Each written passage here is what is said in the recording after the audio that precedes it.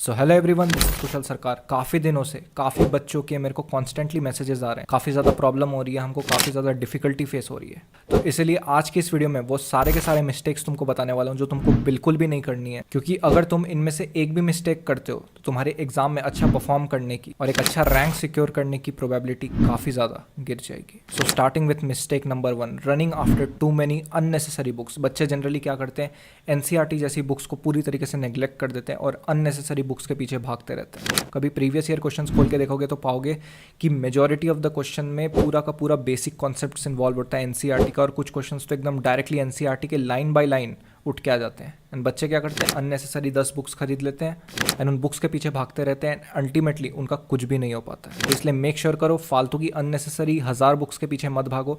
NCERT जैसी books को master करो, आराम से हो जाएगा। अगली मिस्टेक जो बच्चे करते हैं वो ये सोचते हैं कि थ्योरी इज एनफ। बच्चे क्या करते हैं, टीचर ने जो क्लास में पढ़ा दिया, नोट्स पढ़ लिए, उसके बाद कोई सी भी बुक से हमने पढ़ लिया, हो गया, लेक्चर देख लिया, हो गया, एंड वो सोचते हैं हमारा पूरा का पूरा प्रिपरेशन हो गया और ज़्यादा क्वेश्चन सॉल्व करने की ज़रूरत ही नहीं है। जबकि जब तक कि आप उस थ्योरी की एप्लीकेशन करना ना सीखो तब तक कुछ भी नहीं हो पाएगा। इसलिए क्वेश्चन सॉल्व करना काफ़ी ज़्यादा इंपॉर्टेंट है। तो इसी के साथ बढ़ते हैं अगली मिस्टेक पे। अगली मिस्टेक इसका बिल्कुल ही ऑपोजिट है। बच्चे क्वेश्चन सॉल्व करने के पीछे भागते हैं एंड थ्योरी नेग्लेक्ट करते हैं। काफ़ी ऐसे बच्चे होते हैं जिनको लगता है कि सिर्फ question question question question and theory में उनका कमांड नहीं होता, वो बेसिक चीज़ें ही बिल्डअप नहीं हो पाती, जिसके कारण कि वो कितने भी क्वेश्चंस बना ले, उनके कॉन्सेप्ट से वीक है तो कोई एक नया क्वेश्चन उनके सामने आएगा, नया क्वेश्चन सॉल्व नहीं कर पाएंगे। तो मेक श्योर करो थ्योरी और क्वेश्चन का एक परफेक्ट बैलेंस बनाते हुए आगे बढ़ो। अगली मिस्टेक आती है जो कि काफ़ी ज़्यादा बच्चे करते हैं, thinking too much and doing nothing. बच्चे क्या होते हैं, सोच में ही उलझे रह जाते, मेरा तो ये चैप्टर कंप्लीट नहीं हुआ है, मेरा तो ये रिविजन नहीं हुआ है, जबकि एक्शन नहीं लेते। तो जब ऐसे थॉट्स तुम्हारे दिमाग में है तब तुमको सबसे पहले चीज़ ये देखनी है कि मुझे करना क्या है, इस चीज़ को मैं सॉल्व कैसे कर सकता हूँ। अगर मेरा चैप्टर कंप्लीट नहीं है तो इसको मैं कंप्लीट कैसे कर सकता हूँ, ये दिमाग में आना चाहिए, रादर देन कि पूरे दिन बैठे हैं ओवर थिंकिंग के लूप में फंसे हुए कि ऐसा नहीं हुआ, वैसा नहीं हुआ, ऐसा नहीं हुआ, वैसा नहीं हुआ। एट द एंड जो होना था वो भी नहीं हुआ। तो इसलिए सोचो कम और एक्शन लेने पे ज़्यादा फोकस करो। अगली मिस्टेक आती है प्रॉपर्ली नोट्स ना बनाना। उसके बाद प्रॉपर नोट्स से आपको शॉर्ट नोट्स भी बिल्ड करना है, जो कि आपको आगे रिवीजन में काफ़ी ज़्यादा हेल्प करता है।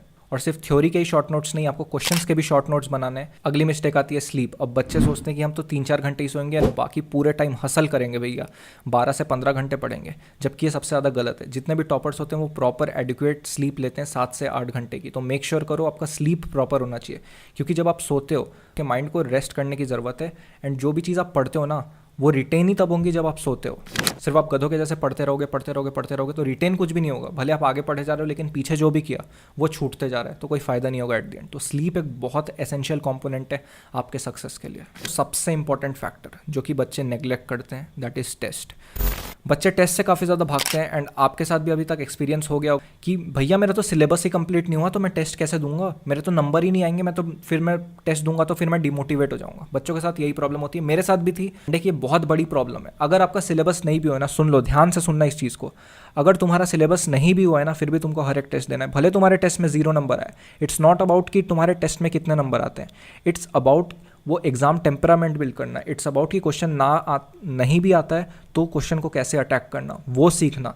टेस्ट का पर्पस अलग होता है। टेस्ट का पर्पस सिर्फ तुम्हारा नॉलेज चेक करना नहीं होता, टेस्ट का पर्पस बहुत सारी चीज़ें होती है। तो टेस्ट बिल्कुल भी मिस नहीं करना। अगर अपना सिलेक्शन चाहते हो, अगर अच्छा करना चाहते हो लाइफ में, तो हर एक टेस्ट देना है। ये चीज़ को अपने सामने लिख लेना आज से। So the most relevant mock test series that is available in the market made by Bitsians is available on www.fodo.club. I'll repeat this again. If you want to crack BitSat properly and solve the most relevant questions that are closest to BitSat, you need to check out www.fodo.club. It is not made by some random people. It is made by a community of Bitsians. You'll get free mentorship along with this. You'll be added to a WhatsApp group where you can add with your peers. We are already having weekly Google Meets with aspirants personally. वो personal way में हमको कोई भी doubt करते, कभी भी DM करते, we clear it out. We perform great in an exam like BitSat.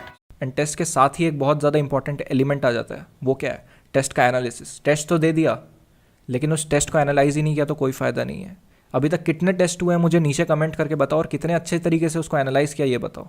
अगर टेस्ट एनालिसिस पे वीडियो चाहते हो तो वो भी कमेंट करके बताना, क्योंकि आधे से ज़्यादा बच्चों को तो टेस्ट एनालाइज करना भी नहीं आता। बच्चे क्या सोचते हैं, ये मेरे 100 क्वेश्चन थे इस टेस्ट के पेपर में, मैंने 1 से 100 तक क्वेश्चन नंबर लिख लिया और मैंने देखा कौन सा सही है कौन सा गलत है, मैंने कैलकुलेट कर लिया मेरे कितने नंबर आ गए। अच्छा मेरे 100 में से 60 क्वेश्चन सही है, 40 गलत है, ठीक है हो गया, मेरा पेपर एनालिसिस डन, और मेरा पेपर एनालिसिस खत्म हो गया, मेरा ये टेस्ट खत्म। ये सबसे गलत तरीका है टेस्ट एनालिसिस करने का। एंड बच्चे इस वहम में जीते हैं कि हमने तो टेस्ट भी दे दिया, एनालाइज भी कर लिया, जबकि उनका कुछ भी नहीं हुआ। उन्होंने वो टेस्ट को देके अपना सिर्फ टाइम वेस्ट किया, क्योंकि उसमें से वो कुछ सीख ही नहीं पाए, एब्जॉर्ब ही नहीं कर पाए एंड आगे अप्लाई नहीं कर पाए, एंड सेम मिस्टेक वो रिपीट करते रहे at the end of exam तक। अगला पॉइंट आता है प्रॉपर शेड्यूल ना होना।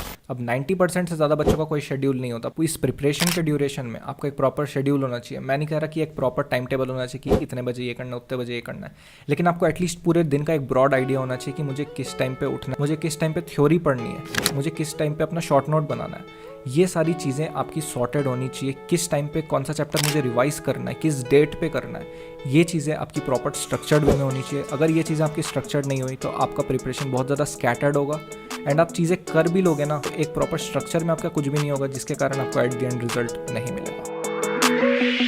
In the mosh pit, turning up.